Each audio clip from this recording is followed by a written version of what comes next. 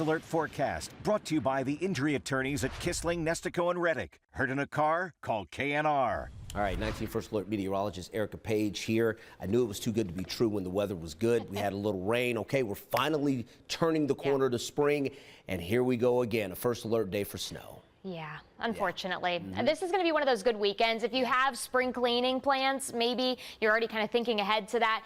This is a good weekend to knock some of that activity out. Or if you haven't done your taxes, maybe that's a good reason to stay inside and kind of get ahead on some of those things. We are tracking a 19 First Alert weather day for Sunday, really because of the wind as well as that snow potential that we're going to be tracking as we look ahead to the second half of the weekend. Sure, tomorrow it is going to be windy as well, and we'll have a little bit of the rain that we've been dealing with off and on tonight still around the area, but once that cold front comes through and sends those temperatures crashing, that's when we're tracking that transition from rain then over to some snow. So we do have winter storm watches in effect only for Geauga County, but there's nothing magical about these county borders. Places like Lake, Ashtabula, Cuyahoga, down towards Summit, Portage, Medina, even Lorain counties, we can all pick up some snow. It's just this is where some of the highest totals will be, likely once this event starts to unfold. So I want to show you the latest data with your snow tracker. And notice even places like Mansfield could pick up a little bit of snowfall accumulation. It's just we're not talking overly high accumulations. About 1 to 3 inches are expected.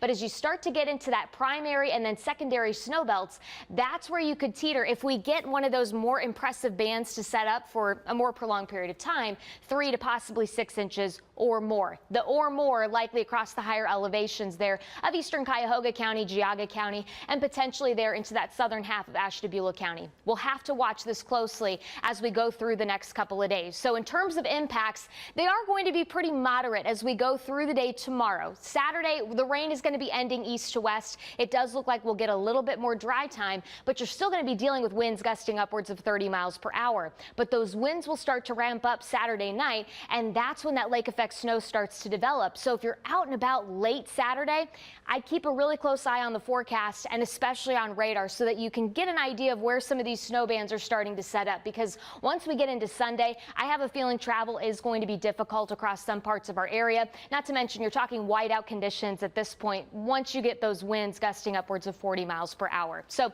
this is the rain setup we have right now. It's generally been pretty light across most of the area, but at times we've had some pockets of heavier downpours. Certainly the heaviest of the rain, though, still west of 75 between Lima down towards Dayton. So we've got some time to still deal with some of these rounds of rain. You'll see that on your future view as we head through the overnight tonight. More widespread coverage in terms of some of those showers. But we wake up on a very mild note. Temperatures are going to be low to mid 50s across the area.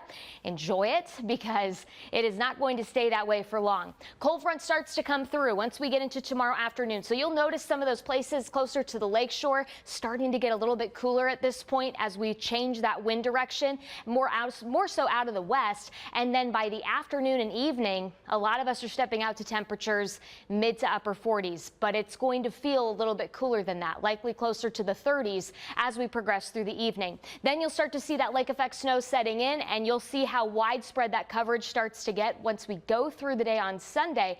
And yeah, that's why we're saying primary, secondary snow belts. We could see some impressive totals before this thing is all said and done. Now, good news is, once we get past Sunday, the forecast is looking beautiful. Monday, temperatures into the upper 40s. We will be tracking some 60s back in the forecast as we look ahead towards early this next week. And if I had to pick a couple of days that were my best out of the whole 7 to 10 days, it's Tuesday and Wednesday. We're not tracking much in the way of rain. We will have to watch for the potential for a couple of showers leading into the following weekend. As always, we'll continue to keep you updated with any of those changes. First Alert Focus, a great tool to really take full advantage of understanding why things are happening here across Northeast Ohio. You can catch that on our sister station 43 weeknights at 7:30.